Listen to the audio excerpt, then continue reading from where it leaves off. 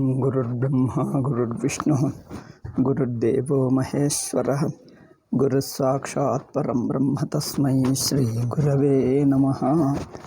ಓಂ. ವಿಶುದ್ಧ ವೇದಾಂತ ಪರಿಭಾಷೆಯಲ್ಲಿ 11ನೆಯ ವಿಷಯದಲ್ಲಿ ಬ್ರಹ್ಮಾತ್ಮ ಭಾವ ಎಂಬ ವಿಷಯದಲ್ಲಿ 53ನೆಯ ಉಪವಿಷಯ ಅಂದರೆ ಒಂದು ಟಾಪಿಕ್ ಇಟ್ಕೊಂಡು ಮಾತಾಡ್ತಾ ಇದ್ದೆ. 11ನೆಯ ಅಧ್ಯಾಯದಲ್ಲಿ 53ನೆಯ ವಿಷಯ, ಅಧಿಕರಣ ಹೇಳಬಹುದು. ವಿಷಯ ಅಥವಾ ಅಧಿಕರಣ ಏನದು? ಬ್ರಹ್ಮಾತ್ಮ ಭಾವ. ಬ್ರಹ್ಮಾತ್ಮ ಭಾವ, ಪರಮಾತ್ಮನ ಸ್ವರೂಪ ಕುರಿತು ವಿಚಾರ ನಡೆಯುತ್ತಾ ಇದೆ. ಶಾಸ್ತ್ರ ಪರಮಾತ್ಮನನ್ನು ಏನೆಂದು ತಿಳಿಸುತ್ತಾ ಇದೆ? ಏಕೆಂದರೆ ಶಾಸ್ತ್ರವೇ ಪ್ರಮಾಣ. ಶಾಸ್ತ್ರದಿಂದಲೇ ಪರಮಾತ್ಮನ ಸ್ವರೂಪ ನಮಗೆ ಗೊತ್ತಾಗಬೇಕು. ಇದೆಲ್ಲ ಚರ್ಚೆ ಮಾಡ್ತಾ ಬಂದಿದ್ದೇವೆ. ಆದರೆ ಶಾಸ್ತ್ರ ಪರಮಾತ್ಮನನ್ನು ಎರಡು ಬಗೆ ತಿಳಿಸುವಂಥ ಕಂಡು ಬರ್ತಾ ಇದೆ. ಅಂದರೇನು? ವಿಶೇಷವಾಗಿ ಅಂದರೆ ಒಂದು ಗುಣಗಳು ವಿಶೇಷಗಳಿರುವಂಥದ್ದು, ಅಂದರೆ ಒಂದು ವಿಶಿಷ್ಟವಾಗಿ ಸ್ಪೆಷಲ್ ಎಂದು ತಿಳಿಸುತ್ತದೆ. ಅದು ಇದು ಎಂದು ಸ್ಪೆಷಲ್ ಇಲ್ಲದೆ ಎಲ್ಲ ತಾನೇ. ಈಗ ಅದು ಸ್ಪೆಷಲ್ ಎಂದು ಹೇಳೋಕ್ಕಾಗಲ್ಲ. ಇದೊಂದು ಬಗೆ. ಎಲ್ಲ ತಾನೇ, ಇಂಕಷ್ಟೇ ವಿಶೇಷವೇ ಇಲ್ಲ. ಇದು ಪರಮಾತ್ಮ ಇದು ಇದಲ್ಲ ಎಂದು ಹೇಳೋಕ್ಕಾಗಲ್ಲ.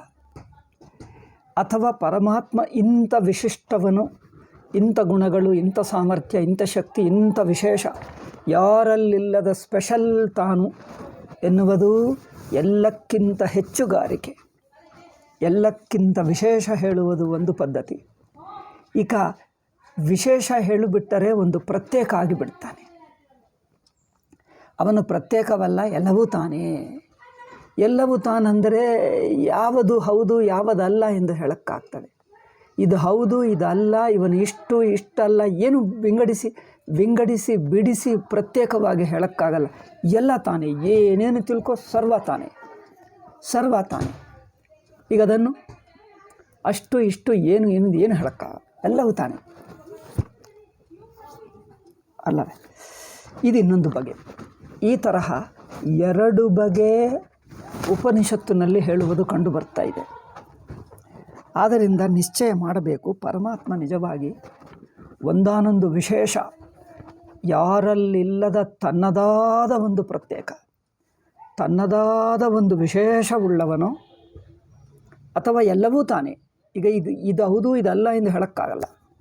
ಯಾವ ವಿಶೇಷವಿಲ್ಲದ ಅಖಂಡ ಅನಂತ ಪರಿಪೂರ್ಣ ಎಲ್ಲವೂ ತಾನೇ ಆಗಿದ್ದಾನೋ, ಅಥವಾ ಎಲ್ಲರಿಗಿಂತ ಒಂದು ಪ್ರತ್ಯೇಕವಾಗಿ ವಿಶಿಷ್ಟವಾಗಿ ತನ್ನದೇ ಸ್ಪೆಷಲ್, ಈಗ ಮಿಕ್ಕ ಯಾರಿಗೂ ಇಲ್ಲ ಎಂದು ಈ ತರಹ ತಿಳ್ಕೊಳ್ಳಬೇಕು. ವ್ಯತ್ಯಾಸ ಗೊತ್ತಾಯ್ತಾ? ಹೀಗೆ ಯಾವನನ್ನು ಪರಮಾತ್ಮ ಎಂದು ತಿಳ್ಕೊಳ್ಳಬೇಕು? ಎಲ್ಲರಿಗಿಂತ ವಿಶಿಷ್ಟ ಎಂದು ತಿಳ್ಕೊಳ್ಳಬೇಕಾ? ಈಗ ಎಲ್ಲವೂ ತಾನೇ ಆಗುವುದರಿಂದ ಈಗ ಅವನಿಷ್ಟಿಲ್ಲ ಎಂದು ಹೇಳೋಕ್ಕೆ ಆಗಲ್ಲ. ಈ ಎರಡು ಸೂಕ್ಷ್ಮ ಭೇದಗಳಿವೆ ನೋಡಿ. ನಿಜವಾಗಿ ದಾರ್ಶನಿಕರಲ್ಲಿ, ವೇದಾಂತಿಗಳಲ್ಲಿ ಮತಭೇದಗಳಾಗುವುದು ಈ ಎರಡುಗಳಿಂದಲೇ. ಅದ್ವೈತಿಗಳು ಒಂದು ಪಕ್ಷ, ಮಿಕ್ಕ ಜನರೆಲ್ಲ ಇನ್ನೊಂದು ಪಕ್ಷ. ಮಿಕ್ಕ ಜನರು ಪರಮಾತ್ಮನಿಗೆ ಒಂದು ವಿಶೇಷ ಇರಬೇಕು ಹೇಳ್ತಾರೆ. ವಿಶೇಷವಿಲ್ಲದಿದ್ದರೆ ಎಲ್ಲರೂ ಹಾಗೆ ಸಾಮಾನ್ಯನಿರುತ್ತಾನೆ, ಎಲ್ಲ ಶ್ರೀ ಸಾಮಾನ್ಯ, ಹಾಗೆ ಕಾಮನ್ ಮ್ಯಾನ್ ಏನು ಮಾಡ್ತಾನೆ ಅಂದರೆ ಅವ್ರಿಗೆ ಏನೂ ಬರಲ್ಲ. ವ್ಯತ್ಯಾಸ ನೋಡಿ ಲೌಕಿಕರಲ್ಲಿ. ಕಾಮನ್ ಮ್ಯಾನ್ ಅತ್ಯಂತ ಸಾಮಾನ್ಯನಿಗೆ ಯಾವ ವಿಶೇಷ ಇಲ್ಲ. ವಿಶೇಷ ಜನರಿಗೆ ಒಂದು ವಿಶೇಷ ಜ್ಞಾನ, ವಿಶೇಷ ಟ್ಯಾಲೆಂಟ್, ಯಾವುದೇ ಒಂದು ಟ್ರೈನಿಂಗ್ ಪಡ್ಕೊಂಡು ವಿಶೇಷ ನೈಪುಣ್ಯ, ವಿಶೇಷ ಸಾಮರ್ಥ್ಯ ಇರುವವನು, ಯಾವುದೇ ಒಂದು ಇಂಜಿನಿಯರಿಂಗೋ ಯಾವುದೇ ಒಂದು ಕೆಲಸನೋ ಯಾರಿಂದ ಆಗದೇ ಇರುವಂಥ ಸ್ಪೆಷಲ್ ಗುಣ, ಸ್ಪೆಷಲ್ ಶಕ್ತಿ, ಸ್ಪೆಷಲ್ ವಿಜ್ಞಾನ ಅವರಲ್ಲಿರುತ್ತದೆ. ಅಮ್ಮೋ ಅಂಥವರು ಸಿಕ್ಕುವುದು ಕಷ್ಟ ಹೇಳ್ತಾರೆ. ಅಮ್ಮೋ ಅವರು ಎಲ್ಲಿ ಸಿಗಲ್ಲ. ಅಯ್ಯೋ, ಕಾಮನ್ ಅಂದರೆ ಎಲ್ಲ ಕಡೆ ಸಿಗ್ತದೆ, ಎಲ್ಲ ಕಡೆ ಅದೇ. ಆಕಾಶ ಎಲ್ಲ ಕಡೆ, ಗಾಳಿ ಎಲ್ಲ ಕಡೆ, ಗಾಳಿಯನ್ನು, ಆಕಾಶವನ್ನು ಯಾರಾದರೂ ಸ್ಪೆಷಲ್ಲಾಗಿ ಪರಿಗಣಿಸ್ತಾರಾ? ಗಾಳಿ, ಆಕಾಶ. ಆಕಾಶ ಎಲ್ಲ ಕಡೆ ಇದೆ, ಗಾಳಿ ಎಲ್ಲ ಕಡೆ ಇದೆ, ಬೆಳಕು, ಸೂರ್ಯನ ಬೆಳಕು ಎಲ್ಲ ಕಡೆ ಇದೆ. ಮತ್ತು ಇಲ್ಲದು ಯಾವುದು? ಅದು ಎಲ್ಲ ಕಡೆ ಇದೆ, ಅದರಿಂದ ಅದು ಸಾಮಾನ್ಯ ಆಗಿಬಿಡ್ತದೆ. ಯಾವುದು ಎಲ್ಲ ಕಡೆ ಏನು ಖರ್ಚಿಲ್ಲದೆ ಒಂದು ಪೈಸಾ ಖರ್ಚು ಮಾಡದೆ ಏನು ಕಷ್ಟಪಡದೆ ತಾನಾಗಿ ಸಿಕ್ಕಿಬಿಟ್ಟರೆ ಅದನ್ನು ಕಡೆಗಣಿಸ್ತೀವಿ. ಅದು ಸಾಮಾನ್ಯ, ಅದರಲ್ಲಿ ಏನಿದೆ? ಸುಮ್ಮನೆ ಎಲ್ಲರ ಕಡೆ ಇದೆ, ಎಲ್ಲರ ಹತ್ತಿರ ಇದೆ, ಎಲ್ಲರಿಗೂ ಗೊತ್ತು, ಅದೇನಲ್ಲ, ಅದು ವಿಶೇಷವೇನಲ್ಲ, ಅದು ಸ್ಪೆಷಲೇ ಅಲ್ಲ. ಯಾರ ಕಡೆ ಇಲ್ಲ, ಅವರ ಕಡೆನೇ ಸಿಗ್ತದೆ, ಅವರಲ್ಲೇ ಇರುತ್ತದೆ, ಅಲ್ಲೇ ಇರುತ್ತದೆ, ಬೇರೆ ಕಡೆ ಇಲ್ಲ ಅಂದರೆ ಅಮ್ಮೋ ಸ್ಪೆಷಲ್. ಹೋಗಿ ನೋಡಲಿಕ್ಕೆ ಹೋಗ್ತಾರೆ, ಅದನ್ನು ಕಷ್ಟಪಟ್ಟು ಅಯ್ಯೋ ಅದು ಎಲ್ಲಿ ಇಲ್ಲ ಅಂತೆ, ಇಲ್ಲೇ ಸಿಗ್ತದಂತೆ, ಇಲ್ಲೇ ಇರುತ್ತದಂತೆ, ಹೋಗೋಣ. ಅದನ್ನು ಪ್ರತ್ಯೇಕವಾಗಿ ಕಷ್ಟಪಟ್ಟು ಕ್ಯೂನಲ್ಲಿ ನಿಂತುಕೊಂಡು ಖರ್ಚು ಮಾಡಿ ಟಿಕೆಟ್ ಕೊಂಡುಕೊಂಡು ಬ್ಲ್ಯಾಕ್ನಲ್ಲಿ ಟಿಕೆಟ್ ಕೊಂಡುಕೊಂಡು ಅದನ್ನು ನೋಡಿ ಬರ್ತಾರೆ. ಅವ್ರು ಹೇಳ್ತಾರೆ, ನಾನು ಅದನ್ನು ನೋಡಿ ಬಂದೆ, ಆ ಮಂದಿರ ಆ ಬೆಟ್ಟ ಮೇಲಿದೆ, ನೋಡಿ ಬಂದೆ. ಏಕಪ್ಪ ಅಂದರೆ ಎಲ್ಲರೂ ಮಾನಸ ಸರೋವರಕ್ಕೂ ನೋಡಿ ಎಲ್ಲರೂ ಹೋಗ್ತಾರೆ, ಮಾನಸ ಸರೋವರ ಎಲ್ಲರೂ ಹೋಗ್ತಾರೆ. ಇಲ್ಲಿ ಊರಿನ ಹೊರಗೆ ಒಂದು ಶಿವಲಿಂಗ ಇಡಿ, ಯಾರು ನೋಡೋಕ್ಕೆ ಹೋಗಲ್ಲ. ಇಲ್ಲೇ ಇದೆ, ಏನಿದೆ, ಎಷ್ಟೋ ಸಲ ಹೋಗ್ತಾ ಬರ್ತಾ ಅದೇ ಕಂಡು ಬರ್ತದೆ, ನೀವು ನೋಡಬೇಕಾಗೇ ಇಲ್ಲ. ಯಾವುದು ಪ್ರತ್ಯೇಕವಾಗಿರುತ್ತದೋ ಅಂದ್ರೇನು? ಒಂದು ದೇಶದಲ್ಲಿರುತ್ತದೆ, ಎಲ್ಲ ಕಡೆ ಇರುವುದಿಲ್ಲ. ಪ್ರತ್ಯೇಕ ಅಂದರೆ, ವಿಶೇಷ ಅಂದರೆ ಏನೋ ಗೊತ್ತಾ? ಇವತ್ತು ನೋಡಿಕೊಂಡು ಒಂದೇ ದೇಶ ವಿಶೇಷ, ಕಾಲ ವಿಶೇಷ, ವಸ್ತು ವಿಶೇಷ. ವಿಶೇಷವು 3 ಬಗೆ, ವಿಶೇಷ 3 ಬಗೆ. ಇದನ್ನೇ ಸಗುಣ ಹೇಳ್ತೀವಿ, ಸವಿಶೇಷವೇ ಸಗುಣ ಹೇಳ್ತೀವಿ. ಒಂದು ದೇಶ ವಿಶೇಷ. ದೇಶ ವಿಶೇಷ ಅಂದರೆ ಒಂದು ಜಾಗದಲ್ಲೇ ಇರುತ್ತದೆ, ಎಲ್ಲ ಕಡೆ ಸಿಗಲ್ಲ. ಮಾನಸ ಸರೋವರ ಮೇಲೇ ಅಲ್ಲಿ ಕಷ್ಟಪಟ್ಟರೆ ಅಷ್ಟು ಮೇಲೇ ಇರುತ್ತದೆ, ಬೇರೆ ಎಲ್ಲಿ ಸಿಗಲ್ಲ. ಅಂದರೆ ಅದು ಸ್ಪೆಷಲ್ ಹೇಳ್ತಾರೆ. ಜನರು ಹೇಳ್ತಾರೆ, ಅದು ಏನು ಅಂದ್ಕೊಂಡಿದ್ದೀವಿ, ಎಲ್ಲ ಕಡೆ ಸಿಗಲ್ಲ, ತುಂಬ ಅಪರೂಪ, ಎಲ್ಲೋ ಇರುತ್ತದೆ, ಕೋಟಿ ಖರ್ಚು ಮಾಡಬೇಕು, ಸುಮ್ಮನೆ ಸಿಗಲ್ಲ ಅಂದರೆ ಅಮ್ಮೋ ಅಷ್ಟು ಒಳ್ಳೆಯದಾ, ಅಯ್ಯೋ ಅಷ್ಟು ಗ್ರೇಟಾ ಹೇಳ್ತಾರೆ.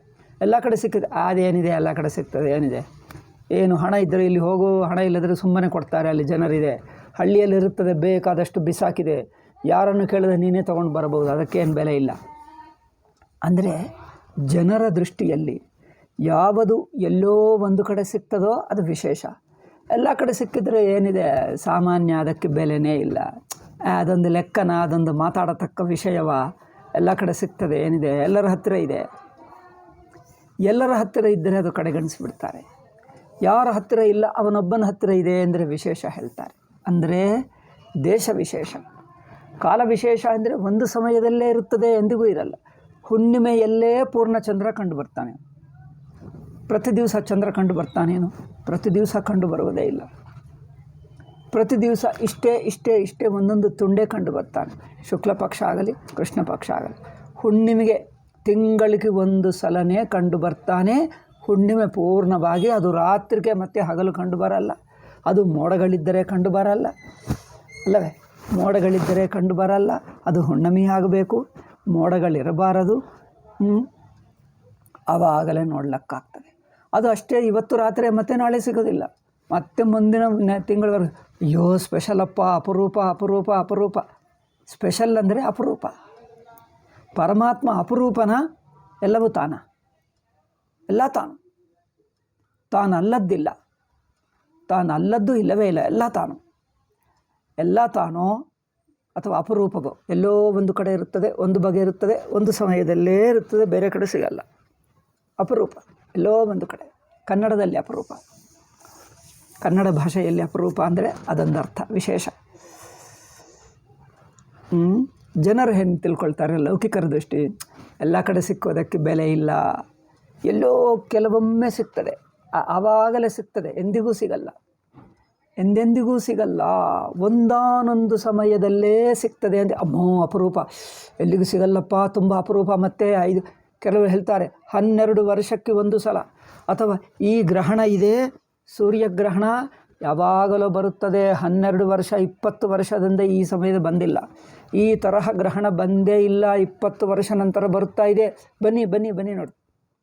ಅಪರೂಪ ಆದರೆ ವಿಶೇಷ. ಇದನ್ನು ವಿಶೇಷ ಹೇಳ್ತಾರೆ. ಒಂದು ದೇಶ ವಿಶೇಷ ಆಯಿತು, ಇನ್ನೊಂದು ಕಾಲ ವಿಶೇಷ ಆಯಿತು, ಇನ್ನೊಂದು ವಸ್ತು ವಿಶೇಷ.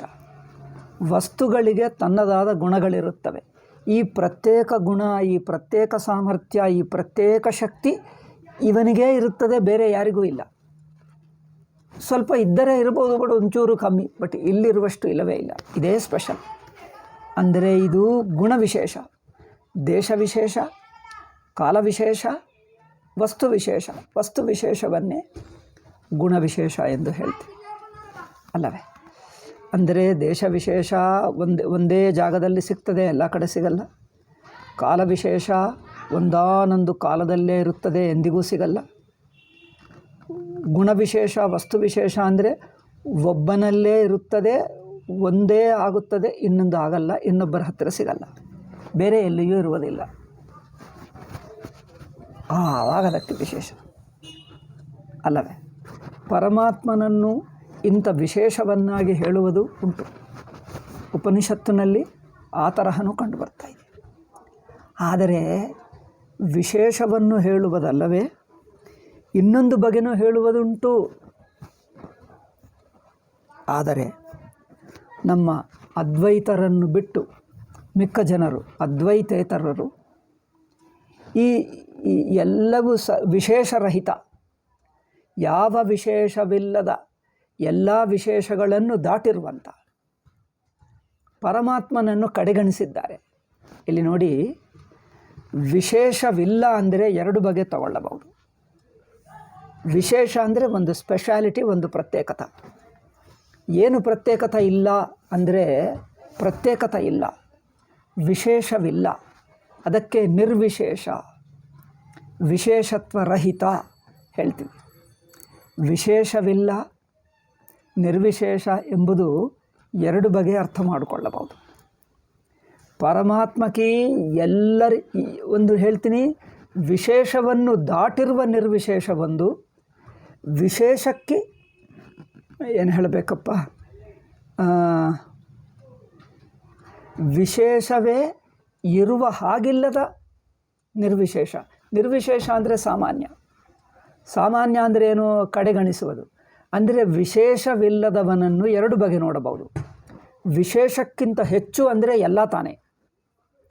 ಎಲ್ಲ ತಾನೇ ಅಂದರೆ ವಿಶೇಷಕ್ಕಿಂತ ಹೆಚ್ಚು. ಎಲ್ಲ ತಾನೇ ಅಂದರೆ ಎಲ್ಲ ವಿಶೇಷವೂ ತಾನೇ. ವಿಶೇಷಕ್ಕಿಂತ ಹೆಚ್ಚು. ವಿಶೇಷಕ್ಕಿಂತ ಕಮ್ಮಿ ಅಂದರೆ ಯಾವ ವಿಶೇಷವಿಲ್ಲ, ಸಾಮಾನ್ಯ, ಅದೊಂದು ದೊಡ್ಡ ವಿಷಯವೇ ಅಲ್ಲ. ಅಂದರೆ ಕಡೆಗಣಿಸಿ ನೋಡುವುದೊಂದು, ಹೆಚ್ಚಾಗಿ ನೋಡುವುದಿನ್ನೊಂದು. ಅದನ್ನು ದಾಟಿ ನೋಡುವುದೊಂದು. ವಿಶೇಷವನ್ನು ವಿಶೇಷವಿಲ್ಲದವನು ಅಂದರೆ ನಿರ್ವಿಶೇಷ. ಅಂದರೆ ಯಾವ ಸ್ಪೆಷಾಲಿಟಿ ಇಲ್ಲ ಅಂದರೆ ಸ್ಪೆಷಾಲಿಟಿ ಇಲ್ಲದಿರುವಿಕೆ. ಸ್ಪೆಷಾಲಿಟಿ ಇಲ್ಲದಿರುವುದು ಎರಡು ಬಗೆ. ವಿಶೇಷವನ್ನು ದಾಟಿರುವುದೊಂದು. ವಿಶೇಷವೇ ಸಿಗಲ್ಲ, ಕಡೆಗಣಿಸಿ ಅಲ್ಪವಾಗಿರುವುದು, ಯಾವ ದೊಡ್ಡತನ ಇಲ್ಲ, ಯಾವ ಗ್ರೇಟ್ನೆಸ್ ಇಲ್ಲ, ಏನಿಲ್ಲ, ಅಲ್ಪ. ಅಂದರೆ ಕಡೆಗಣಿಸಿ ನೋಡುವುದು ಒಂದು, ವಿಶೇಷಗಳನ್ನು ದಾಟಿ ನೋಡುವುದು ಒಂದು. ಉದಾಹರಣೆಗೆ ಹೇಳ್ತೀನಿ, ಅವರ ಹತ್ತಿರ ಎಷ್ಟು ಹಣ ಇದೆ? ಏನಿದೆ, ಒಂದೆರಡು ರೂಪಾಯಿ ಇರಬಹುದು, ಕೆಲವೊಮ್ಮೆ ಅದು ಇಲ್ಲ, ಬಾಡವ, ಅವನ ದಾರಿದ್ರ, ಅವನ ಹತ್ತಿರ ಏನಿಲ್ಲ. ಏನಿಲ್ಲ ಅಂದರೆ ಏನು? ಏನೆಂದು ಹೇಳೋಕ್ಕೆ ಆಗಲ್ಲ. ಅವರು ಎಷ್ಟು ಹಣ ಇದೆ ಅಂದರೆ ಹೇಳೋಕ್ಕೆ ಆಗಲ್ಲ. ಹೇಳೋಕ್ಕೆ ಆಗಲ್ಲ ಅಂದರೆ ಇದ್ದರೆ ಒಂದೆರಡು ರೂಪಾಯಿ, 10 ರೂಪಾಯಿ ಇರಬಹುದು, ಇಲ್ಲದಿದ್ದರೆ ಅದು ಇಲ್ಲ. ಅಂದರೆ ಹಣವಿಲ್ಲದವನನ್ನು ಏನಿಲ್ಲ ಎಂದು ಹೇಳ್ತೀವಿ. ಅಂದರೆ ಲೆಕ್ಕ ಮಾಡೋಕ್ಕಾಗಲ್ಲ. ಅಥವಾ ಕೆಲವೊಮ್ಮೆ ಇನ್ನೊಂದು ಬಗೆ ಹೇಳ್ತೀನಿ, ಎಲ್ಲರಿಗಿಂತ ಹೆಚ್ಚು ಅಂದ್ರೇನು? 1,00,000 ಕೋಟಿ ಇದೆ, 1,00,000 ಕೋಟಿ ರೂಪಾಯಿಗಳವರ ಹತ್ತಿರ ಇದೆ ಅಲ್ಲವೇ? 1,00,000 ಕೋಟಿ ರೂಪಾಯಿಗಳಿರುವವನು ಆ 1,00,000 ಕೋಟಿಗಿಂತ ಹೆಚ್ಚು ಅಂದರೆ ಏನು? ಅಯ್ಯೋ, ಈಗ ಎಷ್ಟು ಅಂದರೆ 1,00,000 ಕೋಟಿ ಏನು, ಕೋಟಿ ಏನು, 10 ಕೋಟಿ ಏನು, 100 ಕೋಟಿ ಏನು? ಅವರು 100 ಕೋಟಿ ಅಲ್ಲ, 1000 ಕೋಟಿ ಅಲ್ಲ, ಈಗ ಲೆಕ್ಕನೇ ಮಾಡೋಕ್ಕಾಗಲ್ಲ. ಲೆಕ್ಕವಿಲ್ಲದಷ್ಟು ಅಂದ್ರೇನು? ಅನಂತ. ಅಬ್ಬ ಹಿಡಿಯ ಸಮುದ್ರಕ್ಕೆ ಎಷ್ಟು ನೀರೆಂದು ಹೇಳ್ತೀವಿ. ಸಮುದ್ರದಲ್ಲಿ ಎಷ್ಟು ನೀರಿದೆ ಎನ್ನುವುದು ಸೈಂಟಿಸ್ಟುಗಳು ಇಷ್ಟುವರೆಗೂ ಲೆಕ್ಕ ಮಾಡಿದ್ರ? ಸಮುದ್ರದಲ್ಲಿ ಎಷ್ಟು ನೀರಿದೆ, ಎಷ್ಟು ಲೀಟರ್ಗಳು, ಎಷ್ಟು ಗ್ಯಾಲನ್ಗಳು ನೀರಿದೆ? ಅಬ್ಬಬ್ಬಬ್ಬಬ್ಬಬ್ಬ ಲೆಕ್ಕ ಮಾಡೋಕ್ಕಾಗಲ್ಲ. ಸಮುದ್ರದಲ್ಲಿ ಎಷ್ಟು ನೀರಿದೆ? ಅಯ್ಯಯ್ಯೋ, ಲೆಕ್ಕನೇ ಮಾಡೋಕ್ಕಾಗಲ್ಲ. ಅಂದರೆ ಲೆಕ್ಕಕ್ಕೆ ಹೊಂದಲ್ಲ ಎನ್ನುವುದಕ್ಕೆ ಎರಡು ಅರ್ಥಗಳಿರುತ್ತವೆ. ಲೆಕ್ಕಕ್ಕೆ ಹೊಂದಲ್ಲ ಅಂದರೆ ಲೆಕ್ಕ ಮಾಡಿ ಮಾಡಿ ಮಾಡಿ ಮಾಡಿ ಮಾಡಿ ಮಾಡಿ ಲೆಕ್ಕ ದಾಟಿ ಹೋಯಿತು ಎಂದು ಒಂದರ್ಥ. ಇದು ನಿರ್ವಿಶೇಷ. ನಿರ್ವಿಶೇಷ ಅಂದರೆ ಲೆಕ್ಕ ದಾಟಿ ಹೋಯಿತು, ಈಗ ಲೆಕ್ಕ ಮಾಡೋಕ್ಕೆ ಆಗಲ್ಲ, ಲೆಕ್ಕವಿಲ್ಲದಷ್ಟು ಲೆಕ್ಕ ದಾಟಿ ಹೋದ ಒಂದರ್ಥ. ಇನ್ನೊಂದು ನಿರ್ವಿಶೇಷ ಅಂದರೆ ಸಾಮಾನ್ಯ. ಎಷ್ಟು ಸಾಮಾನ್ಯ ಅಂದರೆ ಲೆಕ್ಕನೇ ಮಾಡೋಕ್ಕಾಗಲ್ಲ. ಇದ್ದರೆ ಒಂದೆರಡು ಇರ್ಬೋದು, ಇಲ್ಲದಿದ್ದರೆ ಅದು ಇಲ್ಲ. ಒಂದು ರೂಪಾಯಿಯೂ ಇಲ್ಲ ಅವರ ಹತ್ತಿರ. ಸುಮ್ಮನೆ ಬಡವ, ಅಲ್ಲಿ ಇಲ್ಲಿ ಭಿಕ್ಷೆ ಮಾಡ್ಕೊಂಡು ತಿಂತಾನೆ. ಅವರ ಹತ್ತಿರ ಏನೂ ಇಲ್ಲ, ಒಂದು ಪೈಸನೂ ಸಿಗಲ್ಲ, ಒಂದು ರೂಪಾಯಿನೂ ಇಲ್ಲ ಅವರ ಹತ್ತಿರ. ಅಂದರೆ ಏನು ಲೆಕ್ಕನೇ ಇಲ್ಲ. ಲೆಕ್ಕ ಇಲ್ಲ, ಲೆಕ್ಕ ಮಾಡೋಕ್ಕಾಗಲ್ಲ ಅಲ್ಲವೇ? ವ್ಯತ್ಯಾಸ ಇದಾ ಇಲ್ಲವ? ಕೆಳ ಸೈಡ್ ನೋಡಿದ್ದಾರೆ ವಿಶೇಷ ಅಂದರೆ ಇಷ್ಟಿದೆ, ಅಮ್ಮ ಎಲ್ಲರಿಗಿಂತ ಹೆಚ್ಚಿದೆ ಅಂದರು. ಎಲ್ಲರಿಗಿಂತ ಹೆಚ್ಚಿದೆ ಅಂದರೆ ವಿಶೇಷ. ನಿರ್ವಿಶೇಷ ಅಂದರೆ ಏನೂ ವಿಶೇಷವಿಲ್ಲ. ಏನೂ ವಿಶೇಷವಿಲ್ಲ ಅಂದರೆ ಮೇಲಿನ ಸೈಡು ನೋಡಬಹುದು, ಕೆಳಗಿನ ಸೈಡು ನೋಡಬಹುದು. ಮೇಲಿನ ಸೈಡ್ ಅಂದರೆ ಎಷ್ಟು ಇದೆ ಅಂದರೆ ಲೆಕ್ಕವಿಲ್ಲದಷ್ಟು, ಲೆಕ್ಕವೇ ಮಾಡೋಕ್ಕಾಗಲ್ಲ. ಈಗ ಏನೂ ಇಲ್ಲ ಅಂದರೆ ಅವರು ಏನಿಲ್ಲ ಅಂದರೆ ಲೆಕ್ಕನೇ ಇಲ್ಲ, ಅವರಿಗೆ ಲೆಕ್ಕನೇ ಇಲ್ಲ, ಏನೇ ಇಲ್ಲ. ಏನು ಲೆಕ್ಕ ಮಾಡೋಕ್ಕಾಗ್ತದೆ? ಝೀರೋಕ್ಕೆ ಏನು ಲೆಕ್ಕ ಹೇಳ್ತೀವಿ? ಝೀರೋ ಅಂದರೆ ಎಷ್ಟಿದೆ ಅಂದರೆ ಏನಿಲ್ಲ ಅಂದರೆ ಒಂದೆರಡು ಹೇಳೋಕ್ಕಾಗಲ್ಲ, ಒಂದೆರಡು ಹೇಳೋಕ್ಕಾಗಲ್ಲ. ಪೂರ್ತಿ ಲೆಕ್ಕನೇ ಹೊಂದಲ್ಲ, ಲೆಕ್ಕನೇ ಶುರುವಾಗಲ್ಲ. ಅಂದರೆ ಪೂರ್ತಿ ಬಡವನಿಗೆ ಏನು ಲೆಕ್ಕನೇ ಶುರುವಾಗಲ್ಲ ಎನ್ನುವುದು ವಿಶೇಷವಿಲ್ಲ ಹೇಳ್ತೀವಿ. ಬಟ್ ಈಗ ಲೆಕ್ಕ ಮಾಡಿ ಮಾಡಿ ಮಾಡಿ ಮಾಡಿ ಮಾಡಿ ಮಾಡಿ ಕೈ ಕಾಲುಗಳೇ ಸಾಕಾಗಲ್ಲ, ನಿಮ್ಮ ಲೆಕ್ಕಗಳೇ ಸಾಕಾಗಲ್ಲ. ಲೆಕ್ಕವಿಲ್ಲದಷ್ಟು ಅಂದರೆ ಈಗ ಲೆಕ್ಕವನ್ನು ದಾಟಿ ಹೋಯಿತು. ಅಂದರೆ ವಿಶೇಷವನ್ನು ದಾಟಿ ಹೋದ. ವಿಶೇಷವನ್ನು ದಾಟಿ ಹೋದ ಅಂದರೆ ಎರಡು ಬಗೆ ತಗೊಳ್ಳಬಹುದು. ವಿಶೇಷವನ್ನು ದಾಟಿರುವವನು ಒಂದು, ವಿಶೇಷವೇ ಇಲ್ಲದವನು ಇನ್ನೊಂದು. ಆದ್ದರಿಂದ ಪರಮಾತ್ಮನನ್ನು ನಿರ್ವಿಶೇಷ. ನಿರ್ವಿಶೇಷ ಅಂದರೆ ಯಾವ ಅರ್ಥದಲ್ಲಿ ತಗೊಳ್ಳಬೇಕು? ಪರಮಾತ್ಮನನ್ನು ನಿರ್ಗುಣ ನಿರ್ವಿಶೇಷ ಎಂದು ಅದ್ವೈತಿಗಳು ಹೇಳಿದ್ದು ಯಾವ ಸೈಡು? ಮೇಲಿನ ಸೈಡಾ ಕೆಳಗಿನ ಸೈಡಾ? ನೋಡಿ, ಪರಮಾತ್ಮ ಎಲ್ಲ ಗುಣಗಳು ವಿಶೇಷಗಳು ದಾಟಿರುವವನು, ಆಗುವುದರಿಂದ ನಿರ್ವಿಶೇಷವೋ, ಏನು ಎಲ್ಲ ಕಡೆಗಣಿಸತಕ್ಕಂಥವನು ಅದರಿಂದ ನಿರ್ವಿಶೇಷವೋ. ಯಾವ ವಿಶೇಷವಿಲ್ಲ, ಏನಿಲ್ಲ, ದರಿದ್ರ ಎಂದು ಅರ್ಥವ? ಯಾವ ಅರ್ಥ ತಗೊಳ್ಳಬೇಕು? ವ್ಯತ್ಯಾಸ ಗೊತ್ತಾಗ್ತಾ ಇದೆ. ಪರಮಾತ್ಮನನ್ನು ವಿಶೇಷ ಅಂದರೆ ಗೊತ್ತಾಯಿತು.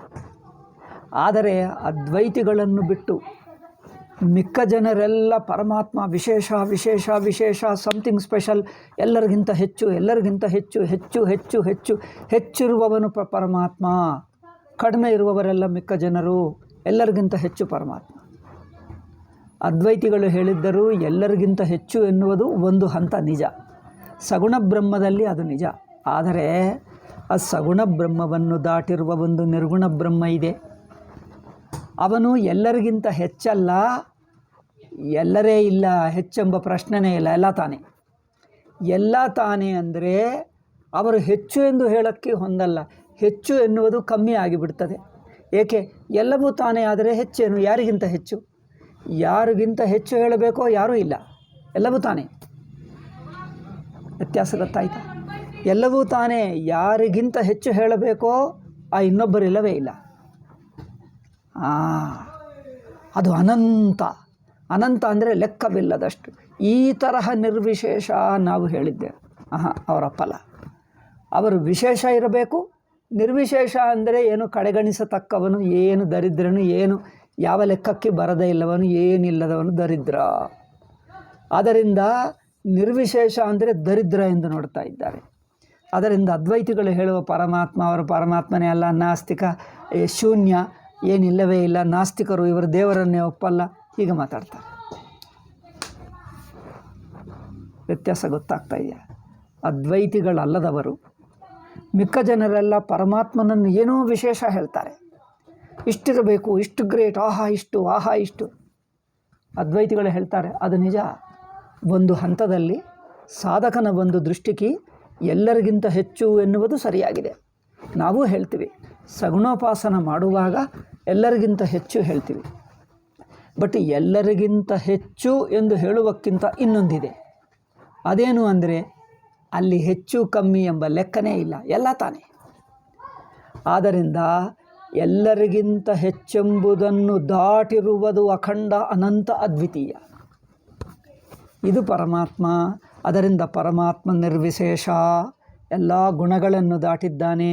ಎಲ್ಲ ಯಾವ ವಿಶೇಷ ಇಲ್ಲದವನು, ಯಾವ ಗುಣಗಳೂ ಇಲ್ಲದವನು. ಯಾವ ಗುಣಗಳಿಲ್ಲದವನು ಅಂದರೆ ದರಿದ್ರ, ಅವನಿಗೆ ಏನು ಒಂದು ಸದ್ಗುಣ ಇಲ್ಲ, ಒಂದು ಸದ್ಗುಣ ಇಲ್ಲ, ಯಾವ ಕೆಲಸಕ್ಕೆ ಬಾರಲ್ಲ, ಹೀಗೆ ಅರ್ಥ ಮಾಡ್ಕೊಳ್ತಾರೆ. ಹಾಗಲ್ಲ. ಯಾವ ವಿಶೇಷವಿಲ್ಲ ಅಂದರೆ ಎಲ್ಲ ವಿಶೇಷ ತಾನೇ ಅಂತ ಅರ್ಥ.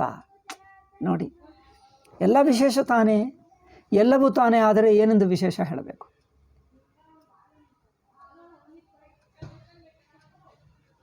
ಇನ್ನೊಂದು ಉದಾಹರಣೆ ಹೇಳ್ತೀನಿ. ಒಬ್ಬನು ತುಂಬ ಬುದ್ಧಿವಂತ, ತುಂಬ ಹಣ ಇದೆ, ತುಂಬ ಬುದ್ಧಿವಂತ ಹೇಳೋಣ, ಸದ್ಗುಣಗಳಿವೆ. ಅವರಿಂದ ಹೋಲಿಸಿದ್ದರೆ ಎಲ್ಲರೂ ದುರ್ಗುಣವರು, ದರಿದ್ರರು, ತುಂಬ ದುಷ್ಟರು ಏನೇನೋ ಇದ್ದರೆ ಎಲ್ಲರಿಂದ ಹೋಲಿಸಿದ್ದರೆ ಇವನೇ ಒಳ್ಳೆಯವನು ಎಂದು ಹೇಳ್ತೀವಿ. ಆದರೆ ಇನ್ನೊಂದು ಊರಿದೆ, ಅಲ್ಲಿ ಎಲ್ಲರೂ ಸಜ್ಜನರೇ, ಎಲ್ಲರೂ ಧರ್ಮಾತ್ಮರೇ, ಎಲ್ಲರೂ ಸದ್ಗುಣವಂತರೆ. ಒಬ್ಬನನ್ನು ಮೀರಿ ಒಬ್ಬನು, ಯಾರನ್ನು ನೋಡಿದ್ದರೂ ಸದ್ಗುಣವೇ. ಆವಾಗ ಯಾರು ಹೆಚ್ಚಿನವರು ಎಂದು ಹೇಳ್ತಾರೆ? ಯಾರು ಹೆಚ್ಚಿನವರು ಹೇಳಬೇಕು? ಎಲ್ಲರಲ್ಲಿ ಸದ್ಗುಣ ಇದೆ, ಎಲ್ಲರೂ ಮಹಾತ್ಮರು, ಎಲ್ಲರೂ ನಿಸ್ವಾರ್ಥರು, ಎಲ್ಲರೂ ತ್ಯಾಗಶೀಲರು. ಈಗ ಅವ್ರು ಯಾರನ್ನು ಹೆಚ್ಚು ಹೇಳೋಕ್ಕಾಗಲ್ಲ. ಅಂದರೆ ಎಲ್ಲರೂ ಕೆಲಸಕ್ಕೆ ಬಾರದ ಯೂಸ್ಲೆಸ್ ಪೀಪಲ್ ಎಂದು ಅರ್ಥವಾ? ಎಲ್ಲರೂ ಯಾವ ಕೆಲಸಕ್ಕೆ ಬಾರದ ನಿರುಪಯೋಗ ಜನರು ಎಂದು ಹೇಳಬಹುದಾ? ಅಲ್ಲ. ಅಂದರೆ ಲೆಕ್ಕವಿಲ್ಲದಷ್ಟು ಅಂದರೆ ಲೆಕ್ಕವನ್ನು ಮೀರಿದವನು, ಲೆಕ್ಕವನ್ನು ದಾಟಿದವನು ಎಂದರ್ಥ. ಲೆಕ್ಕವನ್ನು ದಾಟಿದ್ದು ಅನಂತ ಅಖಂಡ ಅದ್ವಿತೀಯ.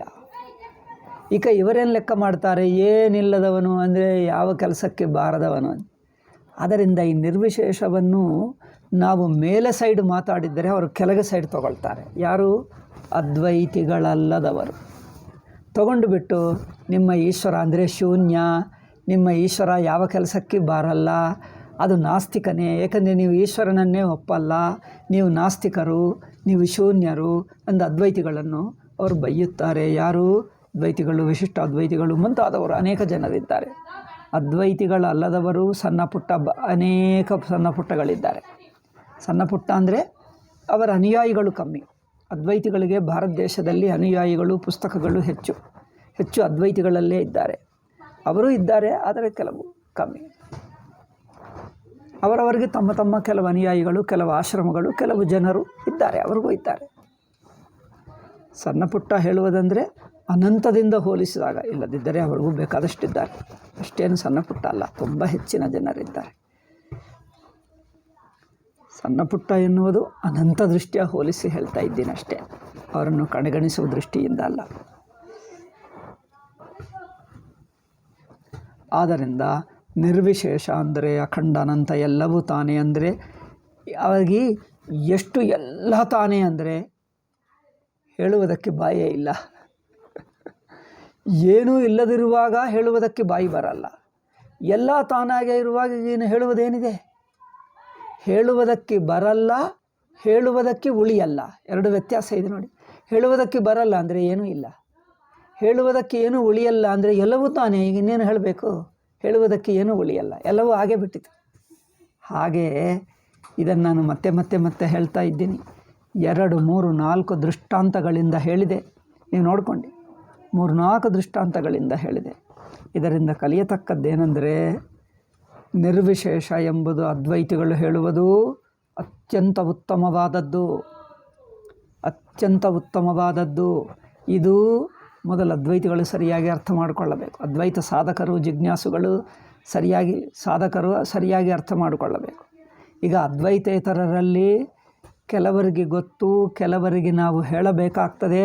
ಹೇಳಿದ್ದರೆ ಅರ್ಥ ಮಾಡ್ಕೊಳ್ತಾರೆ. ಈಗ ಕೆಲವರು ಹೇಳಿದರೂ ಅರ್ಥ ಮಾಡ್ಕೊಳ್ಳಲ್ಲ. 3 ಬಗೆ ಇರುತ್ತಾರೆ. ಕೆಲವರಿಗೆ ಗೊತ್ತು, ತುಂಬ ಅಪರೂಪ, ಯಾರೋ ಒಬ್ಬರಿಬ್ಬರಿಗೆ ಗೊತ್ತು. ಈಗ ಎಷ್ಟೋ ಜನರಿಗೆ ಗೊತ್ತಿಲ್ಲ ಪಾಪ, ಬಟ್ ಹೇಳಿದ್ದರೆ ಅರ್ಥ ಮಾಡ್ಕೊಳ್ಳೋದು. ಓ ಈಗ ಇದು ನಮಗೆ ಯಾರೂ ಹೇಳಲೇ ಇಲ್ಲ. ಅದು ನಿರ್ವಿಶೇಷ ಅಂದರೆ ನಾನು ಏನು ಕಡೆಗಣಿಸಿ ಏನು ಕೆಲಸಕ್ಕೆ ಬಾರದ ಏನಿಲ್ಲದ ಅಂದ್ಕೊಂಡಿದ್ದೀವಿ. ಓ ನೀವು ಈ ಅರ್ಥ ಹೇಳ್ತಾ ಇದ್ದೀರಾ ಎಲ್ಲವನ್ನು ದಾಟಿ ಎಂದು. ಹೌದು ನಾವು ಎಂದು ಅಯ್ಯೋ ನಮಗಿದು ಯಾರೂ ಹೇಳಲಿಲ್ಲ. ಹಾಗಾದರೆ ನೀವು ಹೇಳಿದ್ರು ಅದ್ವೈತ ಒಳ್ಳೆಯದೇ ಎಂದು ಒಪ್ಕೊಳ್ತಾರೆ ಅವರು. ಅದ್ವೈತದಲ್ಲಿ ತಪ್ಪೇನಿಲ್ಲ, ಅದು ಸರಿಯಾಗಿದೆ ಎಂದು ಹೇಳ್ತಾರೆ. ಆದರೆ ಈಗ ಇನ್ನೂ ಕೆಲವರಿದ್ದಾರೆ, ನೀವು ಏನೇ ಹೇಳು ನಮ್ಮದು ಕಡೆಗಣಿಸಿ ನಮ್ಮದೇ ಶ್ರೇಷ್ಠ, ಅವರದೇ ಶ್ರೇಷ್ಠ, ನಿಮ್ಮ ಅದ್ವೈತಿಗಳದ್ದು ತಪ್ಪು ತಪ್ಪು ಎಂದಿಗೆ ಅವರ ಆಗ್ರಹದಿಂದ ಮಾತಾಡ್ತಾರೆ. ಅವ್ರು ನೀವು ಹೇಳಿದ್ದೇ ಮೊದಲು ಕೇಳಲ್ಲ. ಏನೋ ಒಂದು ಚೂರು ಕೇಳಿ ಅದೆಲ್ಲ ಒಂದು ಚೂರು ಕೇಳಿ ಮಿಕ್ಕದೆಲ್ಲ ಖಂಡಿಸ್ತಾರೆ. ಪೂರ್ತಿ ಕೇಳಲ್ಲ, ಒಂಚೂರು ಕೇಳ್ತಾರೆ, ಅದೆಲ್ಲ ಸುಮ್ಮನೆ ಹೇಳ್ತಾರೆ ನೀವೆಲ್ಲ ಶೂನ್ಯವಾದಿಗಳು, ನಾಸ್ತಿಕರು, ನಿಮಗೆ ದೇವರೆಲ್ಲ ಏನಿಲ್ಲ, ಭ್ರಷ್ಟರು, ದುಷ್ಟರು, ಪಾಪಾತ್ಮರು, ಅಸುರರು, ನರಕಕ್ಕೆ ಹೋಗ್ತೀವಿ. ಈಗ ಈ ತರಹ ಮಾತಾಡೋದು ಅಲ್ಲವೇ? ಅಂದರೆ ನಿರ್ವಿಶೇಷ ಎನ್ನುವುದನ್ನು ಹೇಗೆ ಅರ್ಥ ಮಾಡಿಕೊಳ್ಳಬೇಕು ಎಂದು ವ್ಯತ್ಯಾಸ ಹೇಳಿದ್ದೆ. ಈಗ ಭಾಷ್ಯ ವಾಕ್ಯ ಓದ್ತೀನಿ ನೋಡಿ. ಅಪಿಚ ಯತ್ರ ತು ನಿರಸ್ತ ಸರ್ವಿಶೇಷ ದೇಶಂ ಪರಮೇಶ್ವರ ರೂಪಮುಪದಿಶ್ಯತೆ. ಉಪನಿಷತ್ತಿನಲ್ಲಿ ಪರಮಾತ್ಮನನ್ನು ಎರಡು ಬಗೆಯಾಗಿ ಹೇಳುವುದುಂಟು. ನಿರ್ವಿಶೇಷ ಎಂದು ಒಂದು, ಸವಿಶೇಷ ಎಂದು ಇನ್ನೊಂದು. ಅಂದರೆ ಒಂದಾನೊಂದು ವಿಶೇಷ ಗುಣ, ವಿಶೇಷ ಶಕ್ತಿ, ವಿಶೇಷ ಮಹಿಮ ಎಲ್ಲರಲ್ಲಿ ಇಲ್ಲದ ತನಗೇ ಪ್ರತ್ಯೇಕವಾಗಿರುವಂಥ ಒಂದು ವಿಶೇಷ. ಎಲ್ಲರಲ್ಲಿ ಇಲ್ಲದ್ದು ತನಗೇ ಪ್ರತ್ಯೇಕ, ತನಗೆ ಮಾತ್ರ ಪ್ರತ್ಯೇಕವಾಗಿರುವಂಥದ್ದು ಒಂದು ವಿಶೇಷ. ಇದು ಸಗುಣರು, ದ್ವೈತಿಗಳು ಅಂದರೆ ಅದ್ವೈತಿಗಳಲ್ಲದವರು ಒಪ್ಪಿಕೊಳ್ಳುವುದು ಇದು ಸವಿಶೇಷ ಸಗುಣ. ಆದರೆ ಉಪನಿಷತ್ತಿನಲ್ಲಿ ಪರಮಾತ್ಮನನ್ನು ನಿರೂಪಿಸುವುದು ಇನ್ನೊಂದು ಬಗೆ ಇದೆ, ಇನ್ನೊಂದು ಪದ್ಧತಿ ಇದೆ. ಅದೇನು? ನಿರ್ವಿಶೇಷ ಎಂದು ಹೇಳುತ್ತದೆ. ಏನು ಹೇಳ್ತದೆ? ನಿರ್ವಿಶೇಷ ಎಂದು ಹೇಳುತ್ತದೆ. ಅಪಿಚ ಯತ್ರ ತು ನಿರಸ್ತ ಸರ್ವವಿಶೇಷಂ ಪಾರಮೇಶ್ವರಂ ರೂಪಮುಪದಿಶ್ಯತೆ. ಎಲ್ಲಿ ಸರ್ವ ವಿಶೇಷಗಳನ್ನು ಇಲ್ಲದವನು ಅಂದರೆ ದಾಟಿದವನು, ಯಾವ ವಿಶೇಷವೂ ಇಲ್ಲದವನು. ಯಾವ ವಿಶೇಷವಿಲ್ಲ ಅಂದರೆ ಅಷ್ಟು ಇಷ್ಟೆಂದು ಹೇಳಕ್ಕಾಗದಂಥ ದೊಡ್ಡವನೆಂದರ್ಥ. ಎಲ್ಲ ತಾನೇ ಎಷ್ಟೆಂದು ಹೇಳಲಿ, ಏನು ಹೇಳಿದರೂ ಕಮ್ಮಿ ಆಗಿಬಿಡ್ತದೆ, ಎಷ್ಟು ಹೆಚ್ಚು ಹೇಳಿದರೂ ಕಮ್ಮಿ ಆಗ್ತದೆ. ಏಕೆಂದರೆ ಅವರು ಅಷ್ಟು ಅನಂತವಾಗಿದ್ದಾನೆ. ನೀವು ಏನು ಹೇಳಿದರೂ ಕಮ್ಮಿ ಆಗುತ್ತದೆ, ಏನು ಹೇಳಿದರೂ ಕಮ್ಮಿ ಆಗುತ್ತದೆ. ಅದನ್ನು ನಿರ್ವಿಶೇಷ, ಏನು ಹೇಳಿದರೂ ಕಮ್ಮಿ. ಅದರಿಂದ ವಿಶೇಷಗಳು ಪರಮಾತ್ಮನ ಸ್ವರೂಪಕ್ಕೆ ಕಮ್ಮಿ ಆಗುತ್ತವೆ. ಅದರಿಂದ ನಿರ್ವಿಶೇಷ ಹೇಳಿದ್ದೇವೆ. ವಿಶೇಷ ಹೇಳುವುದರಿಂದ ಪರಮಾತ್ಮ ಸ್ವರೂಪಕ್ಕೆ ಹೊಂದಲ್ಲ. ಏಕೆ? ಪರಮಾತ್ಮಕ್ಕೆ ಅದು ಕಮ್ಮಿ ಹೇಳಿದಂತೆ ಆಗುತ್ತದೆ, ಕಡಿಮೆ ಹೇಳಿದಂತೆ ಆಗುತ್ತದೆ. ಅದಕ್ಕೋಸ್ಕರ ನಿರ್ವಿಶೇಷ, ಯಾವ ವಿಶೇಷಕ್ಕೆ ಒಳಗಾಗದೆ, ಯಾವ ವಿಶೇಷಕ್ಕೆ ಪರಿಮಿತವಾಗದೆ ಎಂದು ಹೇಳ್ತೀವಿ. ಅಥವಾ ಈಗ ಇನ್ನೊಂದಿದೆ, ಅವರು ಲೌಕಿಕರ ಅರ್ಥ ಮಾಡಿಕೊಳ್ಳುವ ಯಾವ ವಿಶೇಷವಿಲ್ಲ ಅಂದರೆ ಏನು ಲೆಕ್ಕಕ್ಕೆ ಬರಲ್ಲ. ಒಂದು ಎಂದು ಹೇಳೋಕ್ಕಾಗಲ್ಲ, ಅಷ್ಟು ಕಮ್ಮಿ ಇದ್ದಾನೆ. ಅದು ತುಂಬ ಕಮ್ಮಿ ಅಂದರೆ ಒಂದು ಹೇಳೋಕ್ಕಾಗಲ್ಲ, ಏನಿಲ್ಲ, ದರಿದ್ರ, 0 ಎಂದು ಹೇಳ್ತೀವಿ, 0. ಹಾಗೆ ಅದೇ ಉಪನಿಷತ್ತಿನಲ್ಲಿ ಎಲ್ಲ ಗುಣಗಳನ್ನು ಮೀರಿರುವನು, ದಾಟಿರುವನು, ಅನಂತ, ಅಖಂಡ ಎಂದು ಹೇಳುವುದೂ ಉಂಟು. ಆದ್ದರಿಂದ ನೋಡಿ, ನಿರಸ್ತ ಸರ್ವ ವಿಶೇಷಂ ಪಾರಮೇಶ್ವರಂ ರೂಪಮುಪದಿಶ್ಯತೆ. ಯಾವ ವಿಶೇಷವಿಲ್ಲ. ನೀವು ಎಚ್ಚರದಲ್ಲಿ ಹೇಗಿರ್ತೀರಿ? ನಾನು ಹಾಗಿದ್ದೇನೆ, ಹೀಗಿದ್ದೇನೆ, ಪ್ರಪಂಚ ಹೀಗಿದೆ, ಪದಾರ್ಥಗಳು ಹೀಗಿವೆ ಹೇಳ್ತೀವಿ. ತನ್ನಿದ್ದೆಯಲ್ಲಿ, ಗಾಢ ನಿದ್ರೆಯಲ್ಲಿ ಅಂದರೆ ಸುಷುಪ್ತಿಯಲ್ಲಿ ಹೇಗಿದ್ದೀವಿ? ಸುಷುಪ್ತಿಯಲ್ಲಿ ತಾನು ಇಂಕಷ್ಟೇ, ಏನೂ ಹೇಳೋಕ್ಕಾಗಲ್ಲ. ಏನೂ ಹೇಳೋಕ್ಕಾಗದಷ್ಟು ಇದ್ದಾನೆ. ಅಂದರೆ ಎಲ್ಲರಿಗಿಂತ ಕಮ್ಮಿ ಇದ್ದಾನ? ಕಮ್ಮಿ ಅಲ್ಲ. ಮತ್ತೇನು ಅಂದರೆ ಯಾರಿಗಿಂತ ಕಮ್ಮಿ ಅಲ್ಲ, ಆದರೆ ಎಷ್ಟು ಎಂದು ಹೇಳೋಕ್ಕಾಗಲ್ಲ. ಅದು ನೋಡಿ, ಅಂದರೆ ಎಲ್ಲವೂ ತಾನೇ ಆಗಿರುವ ಪರಮಾತ್ಮನ ನಿರ್ವಿಶೇಷ ರೂಪ, ಯಾವ ವಿಶೇಷವಿಲ್ಲದ ಸ್ವರೂಪವನ್ನು ಉಪನಿಷತ್ತುಗಳಲ್ಲಿ ಕೆಲವೊಮ್ಮೆ ಹೇಳಿದೆ. ಜ್ಞಾನ ಭಾಗದಲ್ಲಿ ಪರಮಾತ್ಮನ ಸ್ವರೂಪವನ್ನು ಯಥಾವತ್ತಾಗಿ ತಿಳಿಸುವ ಸಂದರ್ಭದಲ್ಲಿ ಈಗ ಹೇಳಿದೆ, ಭವತಿ ಅತ್ರ ಶಾಸನಂ. ಇದಕ್ಕೆ ಒಂದು ಕಠೋಪನಿಷತ್ತಿನ ವಾಕ್ಯವನ್ನು ಭಾಷ್ಯಕಾರರು ಶಂಕರಾಚಾರ್ಯರು ಉದಾಹರಿಸ್ತಾ ಇದ್ದಾರೆ. ಅಶಬ್ದಮಸ್ಪರ್ಶಮರೂಪಮವ್ಯಯಂ. ಅಶಬ್ದಂ ಶಬ್ದವಿಲ್ಲ, ಅಸ್ಪರ್ಶಂ ಸ್ಪರ್ಶವಿಲ್ಲ, ಅವ್ಯಯಂ ನಾಶವಿಲ್ಲ. ಅಷ್ಟೇ.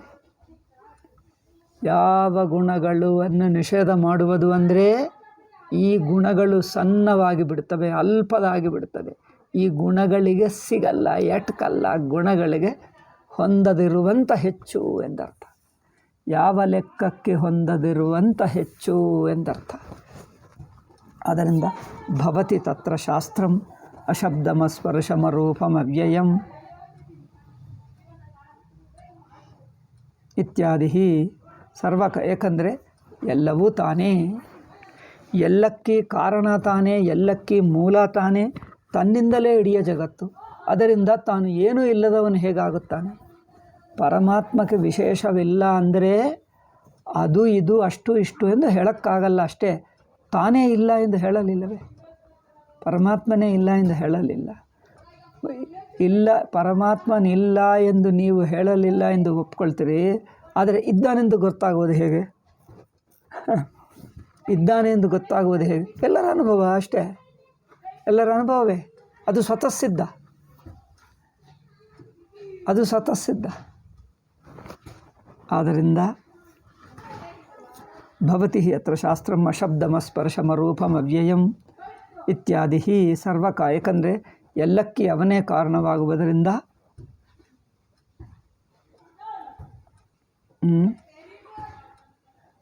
ಎಲ್ಲವೂ ತಾನೇ ಆಗುವುದರಿಂದ ಕೆಲವೊಮ್ಮೆ ಉಪಾಸನಕ್ಕೋಸ್ಕರ ಎಲ್ಲ ಗುಣಗಳು ತಾನೇ ಆಗುತ್ತಾನೆ, ತಾನು ಆ ಗುಣಗಳನ್ನೆಲ್ಲ ಮೀರಿ ಇರುತ್ತಾನೆ. ಅಂದರೆ ಯಾವ ಒಂದು ಗುಣಕ್ಕೆ ಪರಿಮಿತವಾಗಲಿಲ್ಲ ಎಂದೇ ಅರ್ಥ. ಅಷ್ಟೇ ಹೊರತು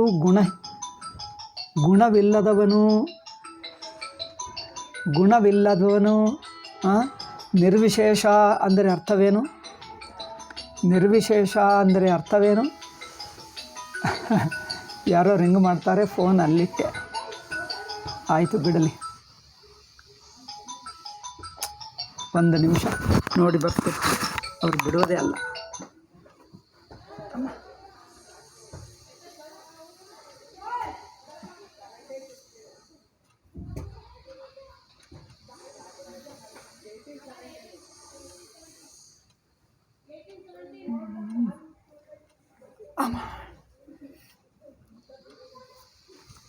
ಆದ್ದರಿಂದ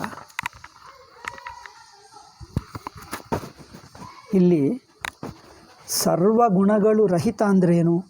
ಎಲ್ಲ ಗುಣಗಳು ತಾನೇ, ಎಲ್ಲವೂ ತಾನೇ ಅಂದರೆ ಇಷ್ಟು ಅಷ್ಟು ಎಂದು ಹೇಳಕ್ಕಾಗದಿರುವಷ್ಟು ಎಲ್ಲ ತಾನೇ.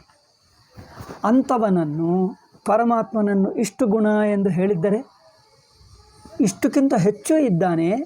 ಎಲ್ಲವೂ ತಾನಾಗಿರುವನನ್ನು ಇಷ್ಟು ಹೇಳಿದ್ದರೇನು? ವಿಶೇಷವು ಹೇಳುವುದೇ ಪರಮಾತ್ಮನಿಗೆ ಪರಮಾತ್ಮನ ಸ್ವರೂಪಕ್ಕಿಂತ ಕಮ್ಮಿ ಹೇಳಿದಂತೆ ಆಗುತ್ತದೆ ಅಲ್ಲವೇ? ಪರಮಾತ್ಮನ ಸ್ವರೂಪಕ್ಕಿಂತ ಕಡಿಮೆ ಹೇಳಿದಂತೆ ಆಗುತ್ತದೆ ಅಲ್ಲವೇ?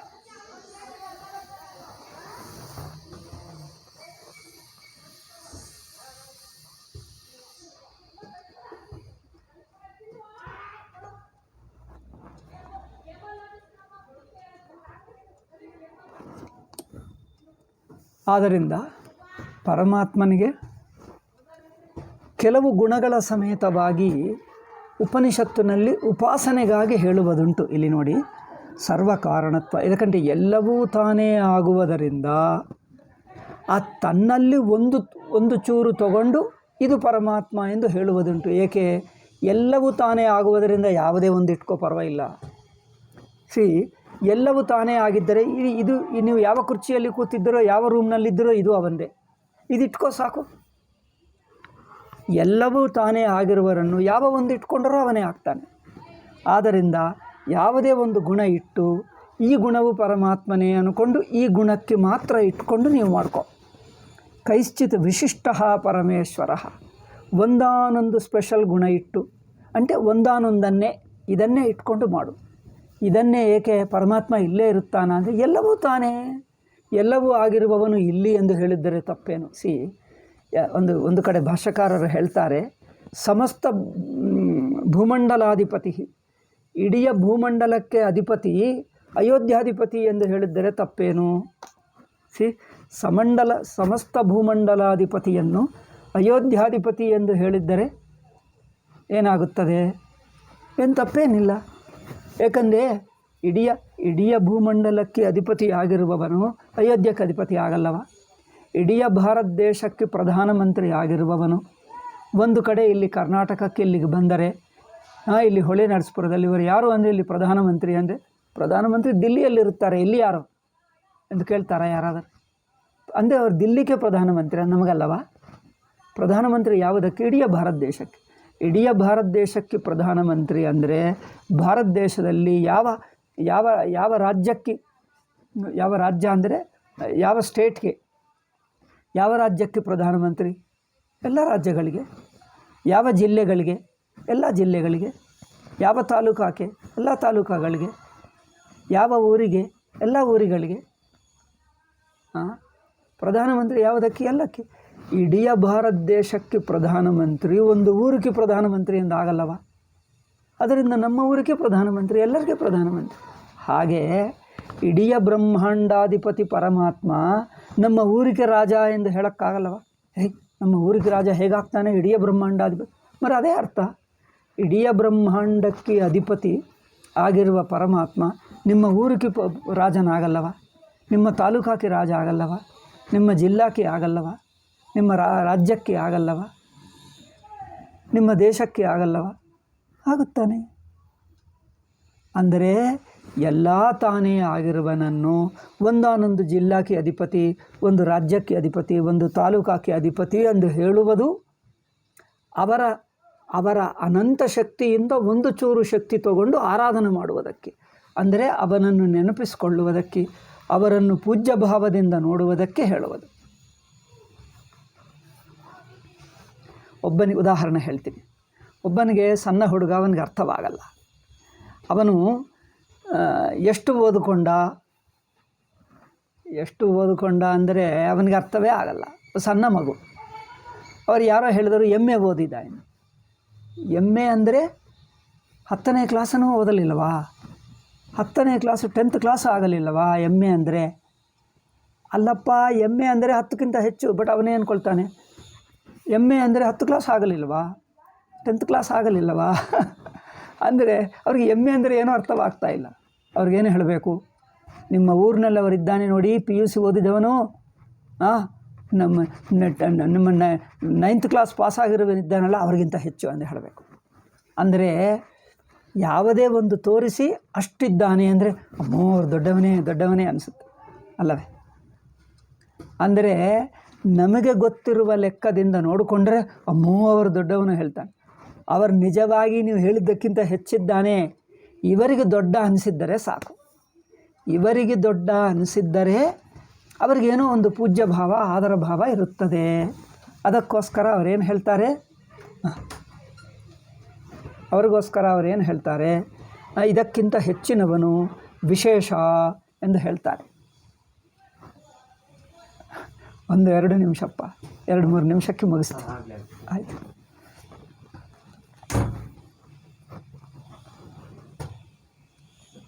ಆದ್ದರಿಂದ ಹೆಚ್ಚಿನ ವಿಶೇಷ ಅಂದರೆ ಅರ್ಥವೇನೆಂದರೆ ಎಲ್ಲವೂ ತಾನಾಗಿರುವನನ್ನು ಇವರಿಗೆ 1 ಕೋಟಿ ರೂಪಾಯಿ ಅಂದರೆ ದೊಡ್ಡವದು. ನೀವು ಎಷ್ಟು ರೂಪಾಯಿ ಇದ್ದರೆ ನೀವು ದೊಡ್ಡವರು ಅನಿಸುತ್ತದೆ ಅಂದರೆ ಕೋಟಿ ರೂಪಾಯಿ, ಕೋಟಿ ಇದೆ. ನಿಜವಾಗಿ ಅವರಿಗೆ ಕೋಟಿಗಿಂತ ಹೆಚ್ಚಿದೆ. ಕೋಟಿಗಿಂತ ಹೆಚ್ಚಿರುವವನಿಗೆ ಕೋಟಿ ಎಂದು ಹೇಳಿದರೆ ಅಮ್ಮಮ್ಮೋ ಅಷ್ಟು ದೊಡ್ಡವನ, ಅಯ್ಯಯ್ಯೋ ಪೂಜನೀಯನೇ, ನಮಸ್ಕಾರ ಮಾಡ್ತಾನೆ, ಹೆದರ್ಕೊಳ್ತಾನೆ, ಅವರಂದರೆ ಭಕ್ತಿಯಿಂದ ನೋಡ್ತಾನೆ. ಅವನು ಹೇಳ್ತಾನೆ ಅಯ್ಯೋ ಅವನು ದೊಡ್ಡವನು ಏಕೆ? ಕೋಟಿ ರೂಪಾಯಿಗಳಿವೆ. ನಿಜವಾಗಿ ಇನ್ನೊಬ್ಬರು ಹೇಳ್ತಾನೆ ಕೋಟಿ ಏನು ಲೆಕ್ಕಪ್ಪ, ಕೋಟಿ ಅವರಿಗೆ ಲೆಕ್ಕ ಅಲ್ಲ, ಅವರಿಗೆ 1,00,000 ಕೋಟಿ ಇದೆ. 1,00,000 ಕೋಟಿಯಲ್ಲಿ 1 ಕೋಟಿ ಲೆಕ್ಕನೇ ಅಲ್ಲ. ಅಂದರೆ ಅವರು ಅನಂತವಾಗಿರುವವನಿಗೆ 1 ಕೋಟಿ ಲೆಕ್ಕನ? ಎಲ್ಲ ತಾನೇ. ಅನಂತವಾಗಿರುವ ಪರಮಾತ್ಮಕ್ಕೆ 1 ಕೋಟಿ ಲೆಕ್ಕ ಅಲ್ಲ. ಬಟ್ ಇವನ ದೃಷ್ಟಿಗೆ ಕೋಟಿ ಹೆಚ್ಚು. ಏಕೆ? ನಾವು ಸಣ್ಣ ವ್ಯಕ್ತಿಗೆ ಕೋಟಿ ಅಂದರೆ ದೊಡ್ಡದನಿಸುತ್ತದೆ. ಸಾಕು. ನಿಮಗೆ ಪರಮಾತ್ಮನೇ ದೊಡ್ಡ ಅನಿಸಬೇಕು, ಅವರ ಮೇಲೆ ಒಂದು ಪೂಜ್ಯ ಭಾವ ಬರಬೇಕು, ಭಕ್ತಿ ಬರಬೇಕು, ಮಾಡ್ಕೋ. ಅದಕ್ಕೋಸ್ಕರ ಪರಮಾತ್ಮನನ್ನು ನಿರ್ವಿಶೇಷ ಪರಮಾತ್ಮ, ಸರ್ವಗುಣಗಳಿಗೆ ಅತೀತನಾಗಿರುವ, ಸರ್ವ ವಿಶೇಷಗಳಿಗೆ ಅತೀತನಾಗಿರುವ ಪರಮಾತ್ಮನನ್ನು ಒಂದಾನೊಂದು ವಿಶೇಷ ಹೇಳುವುದರಿಂದ, ಸರ್ವ ವಿಶೇಷಗಳಿಗೆ ಅತೀತನಾಗಿರುವ ಪರಮಾತ್ಮನನ್ನು ಒಂದಾನೊಂದು ವಿಶೇಷ ಹೇಳುವುದರಿಂದ ಏನಾಗುತ್ತದೆ? ಅವರ ಮೇಲೆ ಒಂದು ಭಕ್ತಿ, ಒಂದು ಆದರ ಭಾವ ಹುಟ್ಟುತ್ತದೆ ಅಲ್ಲವೇ? ಸಾಕು. ನಿಮಗೆ ಆದರ ಭಾವ ಹುಟ್ಟಿದ್ದರೆ ಏನಾಗ್ತದೆ? ನಿಮ್ಮ ಅಭಿಮಾನ ಬಿಡ್ತೀರಿ, ಅಹಂಕಾರ ಬಿಡ್ತೀರಿ, ಅವರ ಮಾತು ಕೇಳ್ತೀರಿ, ಅವರಿಗೆ ಸೇವಾ ಮಾಡ್ತೀರಿ, ನಿಮ್ಮಲ್ಲಿ ಏನೋ ಸದ್ಗುಣ ಬರುತ್ತದೆ. ಆಗುತ್ತದಲ್ಲವ? ಅವರು ದೊಡ್ಡವರು ಎಂದು ತಿಳ್ಕೊಂಡ್ರೆ ಸಾಕು. ಎಷ್ಟು ದೊಡ್ಡ ಇವರಿಗೆ ಅರ್ಥವಾಗಲ್ಲ. ಇವರಿಗೆ ಅರ್ಥವಾಗುವಷ್ಟು ಇವರಿಗೆ ಆದರ ತೋರಿಸುವುದಕ್ಕೆ ಸಾಕಷ್ಟು ದೊಡ್ಡ ಹೇಳಿಬಿಟ್ರೆ ಸಾಕು. ನಿಜವಾಗಿ ನೋಡಿದರೆ ಅವರು ಅದಕ್ಕಿಂತ ಹೆಚ್ಚಿದ್ದಾನೆ, ಕೋಟಿಗಿಂತ ಹೆಚ್ಚಿದೆ. ಬಟ್ ಕೋಟಿ ಹೇಳೋಣ ಸಾಕು. ಏಕೆ? ಇವರಿಗೆ ಆದರ ಆಗುವುದಕ್ಕೆ ಕೋಟಿ ಹೇಳಿದರೆ ಸಾಕು. ಮರು ಕೋಟೆ ಇದ್ದಾನೆ ಅಂದರೆ ಕೋಟೆ ಅಲ್ಲ, ಇನ್ನು ತುಂಬ ಹೆಚ್ಚಿದ್ದಾನೆ, ಕೋಟಿಗಳಿದ್ದಾನೆ ಅಲ್ಲವೇ? ಎಷ್ಟು ಕೋಟಿ? 100 ಕೋಟಿ ಅಲ್ಲ, 1000 ಕೋಟಿ ಅಲ್ಲ, ಲಕ್ಷ ಕೋಟಿ ಅಲ್ಲ, ಕೋಟಿ ಅಷ್ಟು ಕೋಟಿ ಇರುವವನಿಗೆ 1 ಕೋಟಿ ಹೇಳಿದ್ದರೆ ಏನು ಲೆಕ್ಕಪ್ಪ? 1 ಕೋಟಿ ಒಂದು ಲೆಕ್ಕನ? ಏನೂ ಆಗಲ್ಲ. ನಾನು ಆಂಧ್ರದಲ್ಲಿ ಪ್ರಯಾಣ ಮಾಡುವಾಗ ಆಂಧ್ರದಲ್ಲಿ ಸ್ವಲ್ಪ ತಿರುಗಾಡಿದೆ ಮೊನ್ನೆ. ಅಲ್ಲಿ ಯಾರೋ ಬಂದರು. ಅಲ್ಲಿ ಅವರು ಇವರು ಪಕ್ಕಕ್ಕಿದ್ದಾರೆ. ಅವರು ಮಾತಾಡ್ತಾ ಇದ್ದಾರೆ. ನೀವು ಎಲ್ಲಿದ್ದೀರಿ, ಈಗ ಏನು ನಡೆಯುತ್ತಾ ಇದೆ ಕೆಲಸ ಅಂದರೆ, ಅವರೇನು ಹೇಳ್ದ, ನನಗೆ 150 ಕೋಟಿ ನನಗೆ ಲಾಸ್ ಮಾಡಿದ ಎಂದು ಹೇಳ್ತಾ ಇದ್ದಾರೆ. 150 ಕೋಟಿ ಅಂದರೆ ಇವರಿಗೆ ಲಾಸ್ ಮಾಡಿದನಂತೆ. 150 ಕೋಟಿ ನಿಮಗೇನು ಅನಿಸುತ್ತೆ? ನಾವು 1 ಕೋಟಿ ನಿಮಗೆ ದೊಡ್ಡ, 150 ಕೋಟಿ ಇವರಿಗೆ ಲಾಸ್ ಆಗಿದೆ ಅಂದರೆ ಇವ್ರಿಗೆ ಇನ್ನೂ ಎಷ್ಟು ಕೋಟಿ ಇದೆ? 1000 ಕೋಟಿ ಇರ್ಬೋದು. 1000 ಕೋಟಿ ಇರುವವನಿಗೆ 150 ಕೋಟಿ ಲಾಸ್ ಆಯಿತಂದರೆ ಅಯ್ಯೋ ಅಂತ ಹೇಳ್ತಾ ಇದ್ದ. ಅಂದರೆ ಲೆಕ್ಕ ಅನಂತವಿರುವವನಿಗೆ ಸ್ವಲ್ಪ ಕೋಟಿ ಎಂದೋ 100 ಕೋಟಿ ಹೇಳಿಬಿಟ್ರೆ ಇವರಿಗೆ ಆದರ ಉಂಟಾಗ್ತದೆ. ಸಾಕು. ಅದು ಏಕೆ? ನಿಮಗೆ ಆದರ ತೋರಿಸುವುದಕ್ಕೆ, ಭಕ್ತಿ ತೋರಿಸುವುದಕ್ಕೆ, ಸೇವೆ ಮಾಡುವುದಕ್ಕೆ, ನಿಮ್ಮ ಅಭಿಮಾನ ಅಹಂಕಾರ ಬಿಡುವುದಕ್ಕೆ, ಹೇಳಿದ್ದು ಮಾಡುವುದಕ್ಕೆ ನಿಮಗೆ ಸಾಕಷ್ಟಲ್ಲವೇ? ಮಾಡ್ಕೋ. ಇವನು ಹೇಳ್ತಾನೆ ಪರಮಾತ್ಮ ಕೋಟೆ ಇದ್ದಾನೆ. ಅವರು ಹೇಳ್ತಾನೆ ಕೋಟಿ ಅಲ್ಲಪ್ಪ, ಕೋಟಿಗಿಂತ ತುಂಬ ಎಷ್ಟೋ ಇದ್ದಾನೆ. ಎಷ್ಟಿದ್ದಾನೆ ನೀವು ಹೇಳು ಎಂದು ಅವ್ರು ಹೇಳ್ತಾನೆ. ಹೇಳೋಕ್ಕಾಗಲ್ಲ ಅಂದರೆ ನಿನಗೆ ಗೊತ್ತಿಲ್ಲ ಸಮನ್ವಯ ಅಂತ ಹೇಳ್ತಾನೆ. ಇವರಿಗೆ ಕೋಟಿ ಎಂದು ಹೇಳಿದರೆ ಸಾಕು. ಇವರಿಗೆ ಉಪಾಸನ ಮಾಡಲಿಕ್ಕೆ, ಉಪಾಸನ ಅಂದರೆ ಆಧರಿಸುವುದು, ಅವರನ್ನು ಆಧರಿಸುವುದಕ್ಕೆ, ಸೇವೆ ಮಾಡುವುದಕ್ಕೆ ಸಾಕು, ಹೇಳಿಬಿಡು ಅಲ್ಲವೇ? ಆದ್ದರಿಂದ ಇವರು ಸೇವಾ ಮಾಡ್ತಾನೆ, ಅವ್ರ ಮಾತು ಕೇಳ್ತಾನೆ. ಅಮ್ಮೋ ಅದು ಮಾಡಬೇಡ ಅಂದರೆ ಬಿಟ್ಟು ಬಿಡ್ತಾನೆ, ಇದು ಮಾಡು ಅಂದರೆ ಮಾಡ್ತಾನೆ. ಅಂದ್ರೇನು? ಭಕ್ತಿ ಬರುತ್ತದೆ, ಭಯ ಬರುತ್ತದೆ, ಹೆದರ್ಕೊಳ್ತಾನೆ, ಹೇಳಿದ್ದು ಮಾಡ್ತಾನೆ.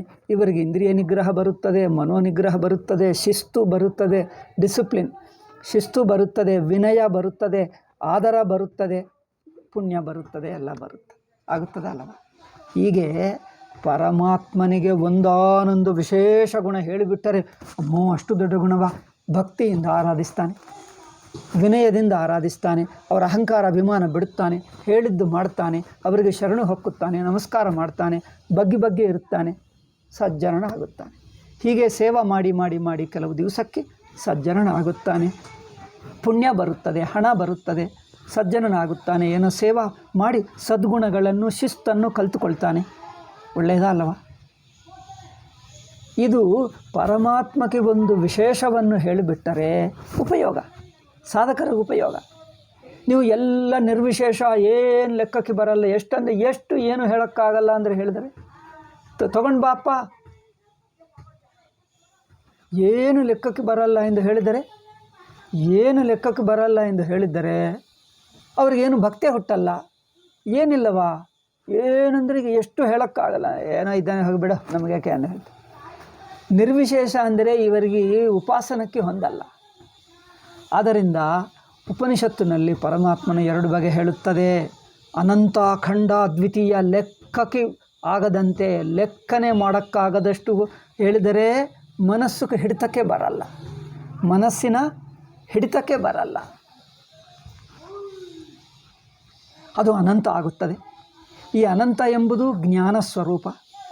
ಈಗ ಉಪಾಸಕನಿಗೆ ಮಾತ್ರ ಏನೋ ಒಂದು ದೊಡ್ಡದು ಹೇಳಿಬಿಟ್ಟರೆ ಇವರಿಗೆ ಭಕ್ತಿ ವಿನಯ ಆದರ ಬರುತ್ತದೆ, ಉಪಾಸನಕ್ಕೆ ಉಪಯೋಗವಾಗ್ತದೆ. ಹಾಗೆಯೇ ಅನಂತ ಪರಮಾತ್ಮ ಅನಂತನಾಗಿದ್ದರೂ ಒಂದಾನೊಂದು ವಿಶೇಷ ಹೇಳಿಬಿಟ್ಟು ನೀವು ಭಕ್ತಿಯಿಂದ ಮಾಡ್ಕೋ, ಅಪ್ಪ ಪೂಜೆ ಮಾಡ್ಕೋ, ನಿಮಗೆ ಭಕ್ತಿ ಮಾಡ್ಕೋ, ಸೇವೆ ಮಾಡ್ಕೋ, ನಿಮಗೆ ಇತಿ ವಿಕಾರ ಧರ್ಮೈರಪಿ ಕೈಶ್ಚಿತ್ ವಿಶಿಷ್ಟ ಪರಮೇಶ್ವರ ಉಪಾಸ್ಯತ್ವೇನ ನಿರ್ದಿಶ್ಯತೆ.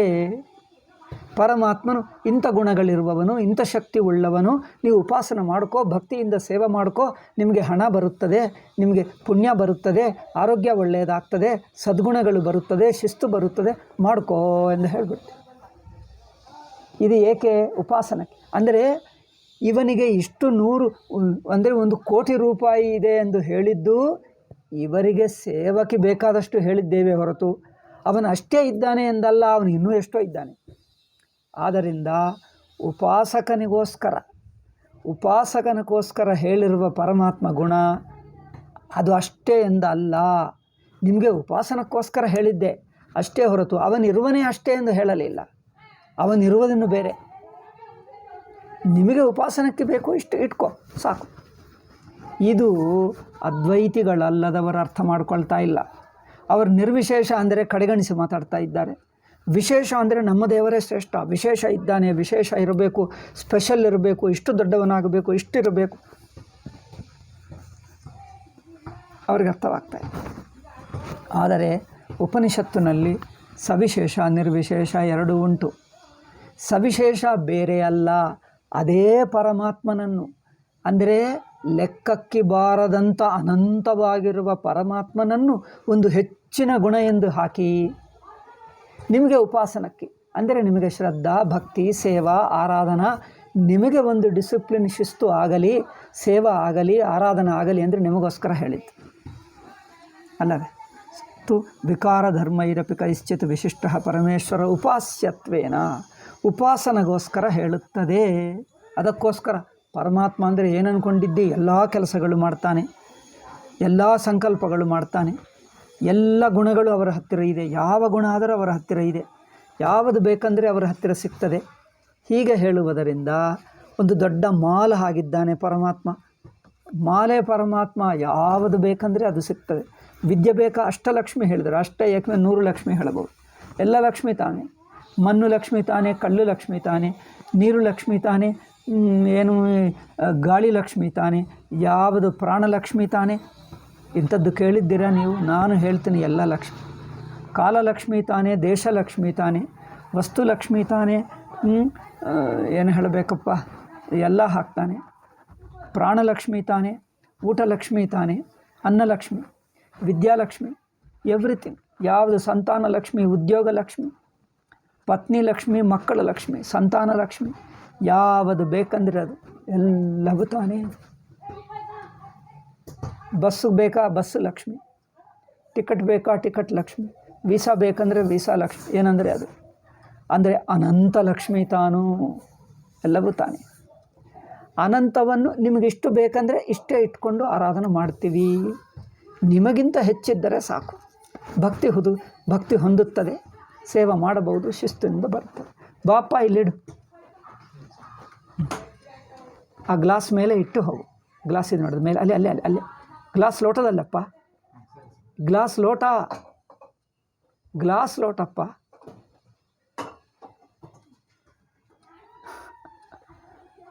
ಇರಲಿ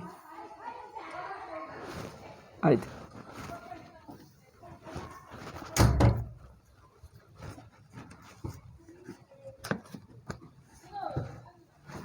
ಸರ್ವಕರ್ಮ ಸರ್ವಗಂಧ ಸರ್ವರಸ ಇತ್ಯಾದಿನ ಹೀಗೆ ಹೇಳ್ತಾರೆ. ಹೇಳಿದ್ದೀವಲ್ಲ, ಟೈಮ್ ಆಯಿತು, ಮಿಕ್ಕದು ನಾವು ಮುಂದಿನ ಪಾಠದಲ್ಲಿ ಹೇಳೋಣ. ಅಂದರೆ ಪರಮಾತ್ಮನನ್ನು ನಿರ್ವಿಶೇಷ ತನ್ನನ್ನು ತಾನು ತನ್ನ ನಿಜಸ್ವರೂಪವನ್ನು ಹೇಳುವಾಗ ಹೇಳ್ತದೆ.